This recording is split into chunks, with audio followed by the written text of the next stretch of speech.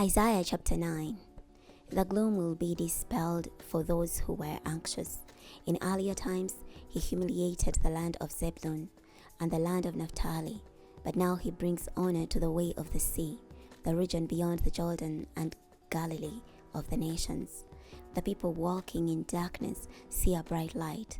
Light shines on those who live in a land of deep darkness. You have enlarged the nation. You give them great joy. They rejoice in your presence as harvesters rejoice, as warriors celebrate when they divide up the plunder.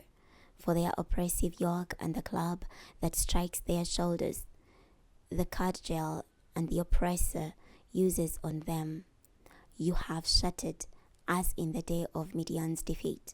Indeed, every boot that marches and shakes the earth and every garment dragged through blood is used as fuel for the fire. For a child has been born to us, a son has been given to us. He shoulders responsibility and is called extraordinary strategist, mighty God, everlasting Father, Prince of Peace. His dominion will be vast, and he will bring immeasurable prosperity. He will rule on David's throne and over David's kingdom, establishing it and strengthening it by promoting justice and fairness, from this time forward and forevermore. The Lord's intense devotion to his people will accomplish this.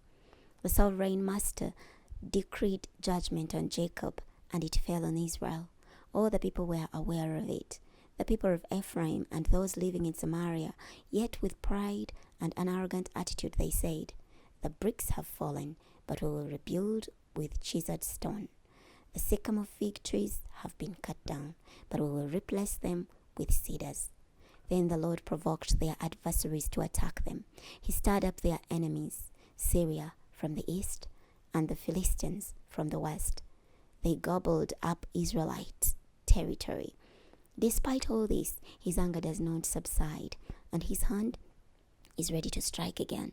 The people did not return to the one who struck them. They did not seek reconciliation with the Lord who commands armies. So the Lord cut off Israel's head and tail, both the shoots and stalk in one day. The leaders and the highly respected people are the head. The prophets who teach lies are the tail. The leaders of this nation were misleading people, and the people being led were destroyed. So the sovereign master was not pleased with their young men. He took no pity on their orphans and widows, for the whole nation was godless and did wicked things. Every mouth was speaking disgraceful words. Despite all this, his anger does not subside, and his hand is ready to strike again. For evil burned like a fire. It consumed thorns and briars. It burned up the thickets of the forest, and they went up in smoke. Because of the anger of the Lord who commands armies, the land was scorched, and the people became fuel for the fire. People had no compassion on one another. They devoured on the right, but were still hungry. They ate on the left, but were not satisfied. People even ate the flesh of their own arm. Manasseh fought against Ephraim, and Ephraim against Manasseh. Together they fought against Judah. Despite all this, his anger does not subside, and his hand is ready to strike again. Chapter 10. Those who enact unjust policies are as good as dead. Those who are always instituting unfair regulations to keep the poor from getting fair treatment and to deprive the oppressed among my people of justice, so they can steal what widows own and loot what belongs to orphans. What will you do on Judgment Day, when destruction arrives from a distant place? To whom will you run for help? Where will you leave your wealth? You will have no place to go, except to kneel with the prisoners or to fall among those who have been killed. Despite all this, his anger does not subside, and his hand is ready to strike again. Assyria, the club I use to vent my anger, is as good as dead. A cudgel with which I angrily punish. I sent him against a godless nation. I ordered him to attack the people with whom I was angry, to take plunder and to carry away loot, to trample them down like dirt in the streets. But he does not agree with this. His mind does not reason this way, for his goal is to destroy and to eliminate many nations. Indeed, he says, are not my officials all kings? Is not Calneh like Chemish, Hamath like Apard, Samaria like Damascus? I overpowered kingdoms ruled by idols, whose carved images were more impressive than Jerusalem's or Samaria's. As I have done to Samaria and its idols, so I will do to Jerusalem and its idols.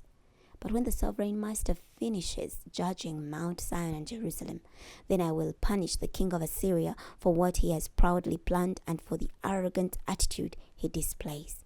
For he says, by my strong hand I have accomplished this. By my strategy that I devised, I invaded the territory of nations and looted their storehouses. Like a mighty conqueror, I brought down rulers. My hand discovered the wealth of the nation as if it were in a nest. As one gathers up abundant eggs, I gathered up the whole earth. There was no wing flapping or open mouth chopping. Does an axe exalt itself over the one who wields it, or a saw magnify itself over the one who cuts with it? As if a scepter should brandish the one who raises it, or a staff should lift up what is not made of wood. For this reason, the sovereign master, the Lord who commands armies, will make his healthy ones emaciated. His majestic glory will go up in smoke. The light of Israel will become a fire. Their Holy One will become a flame. It will burn and consume the Assyrian king's briars and his thorns in one day. The splendor of his forest and his orchard will be completely destroyed, as when a sick man's life ebbs away. There will be so few trees left in his forest, a child will be able to count them.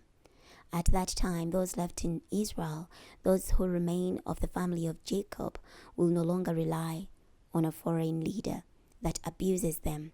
Instead, they will truly rely on the Lord, the Holy One of Israel. A remnant will come back, a remnant of Jacob, to the mighty God. For though your people, Israel, are as numerous as the sand on the seashore, only a remnant will come back. Destruction has been decreed. Just punishment is about to engulf you. The sovereign master, the Lord who commands armies, is certainly ready to carry out the decreed destruction throughout the land. So here is what the sovereign master, the Lord who commands armies, says. My people who live in Zion, do not be afraid of Assyria, even though they beat you with a club and lift their cudgel against you as Egypt did. For very soon my fury will subside, and my anger will be directed toward their destruction. The Lord who commands armies is about to beat them with a whip, similar to the way he struck down Midian at the rock of Oreb. He will use his staff against the sea, lifting it up as he did in Egypt. At that time, the Lord will remove their burden from your shoulders and their yoke from your neck. The yoke will be taken off because your neck will be too large. They attacked Earth, moved through Migron, depositing their supplies at Michmash. They went through the pass, spent the night at Geba. Ramah trembled, Gibeah of Saul ran away. Shout out, daughter of Galim. Pay attention, Lashar, Ansahar, Anathoth. Madmena flees. The residents of Gabim have hidden. This very day, standing in Nob, they shake their fist at daughter Zion's mountain, at the hill of Jerusalem. Look, the sovereign master, the Lord who commands armies, is ready to cut off the branches with terrifying power. The tallest trees will be cut down. The loftiest ones will be brought low. The thickets of the forest will be chopped down with an axe, and mighty Lebanon will fall. We're stopping here today. Next time we're starting from Isaiah chapter 11. I'll see you then.